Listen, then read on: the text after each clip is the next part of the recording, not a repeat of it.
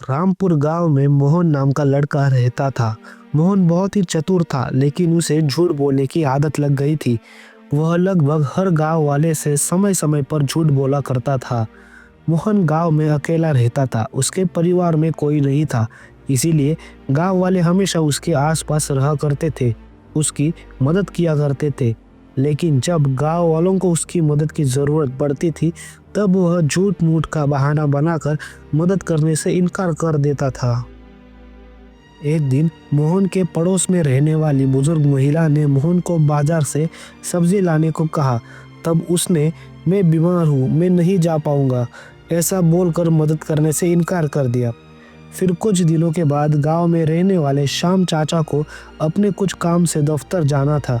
मोहन पढ़ा लिखा था, इसलिए श्याम चाचा उसे अपने साथ दफ्तर चलने को कहते हैं। लेकिन इस पर मोहन ने कहा, श्याम चाचा मुझे माफ करो, आज मुझे बहुत ज़रूरी काम निपटाने हैं।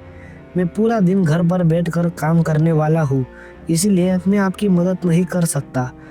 मोहन की बातें सुनकर श्याम चाचा भी बिना कुछ कहे अकेले दफ्तर चले गए। दोपहर हो गई थी। श्याम चाचा अपना दफ्तर का काम निपटाकर घर वापस आ रहे थे।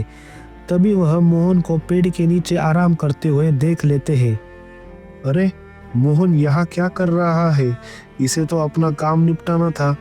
ये तो आज पूरा दिन घर के बाहर नहीं निकलने वाला था, तो ये यहाँ क्या कर रहा है? श्याम चाचा मोहन को बिना कुछ कहे वहां से घर निकल जाते हैं। धीरे धीरे गांव वालों को समझ आने लगता है कि मोहन हमसे हर बार झूठ बोलता है। मोहन की असलियत गांव वालों के सामने आ गई थी, लेकिन किसी गांव वाले ने उसे कुछ नहीं कहा। आगे कुछ दिनों के बाद गांव में रामलीला होने वाली थी। सभी गांव वाले रामलीला देखने जाने वाले थे। उन्होंने मोहन से भी रामलीला में चलने को कहा, लेकिन मोहन ने फिर झूठ मूठ का बहाना बनाकर आने से मना कर दिया। अब तक गांव वाले समझ चुके थे कि मोहन झूठ बोल रहा है, इसलिए वह मोहन को बिना कुछ कहे वहां से चले जाते हैं। मोहन घर पर अकेला था। उसे अचानक एक आवाज आती है। वह अपने घर के पीछे देखने के लिए चला जाता है और वह देखता है कि घर के पीछे वाली छत पर आग लगी है। आग देखकर वह जोर जोर से चिल्लाने लगता है। गांव वाले उसकी आवाज सुनते हैं और कहते हैं, अरे अब इस मोहन को क्या हुआ, ऐसे क्यों चिल्ला रहा है? जरूर इस बार भी कोई नई नौटंकी कर रहा होगा।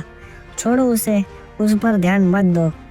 मोहन की झूठ बोलने की आदत की वजह से किसी ने उस पर भरोसा नहीं किया। मोहन रोता रहा, लेकिन उसकी मदद करने के लिए कोई नहीं आया। जब गांव वालों को सच पता चला, तब तक बहुत ज़्यादा नुकसान हो गया था। मोहन के झूठ बोलने की आदत की वजह से उसका बड़ा नुकसान हो गया था।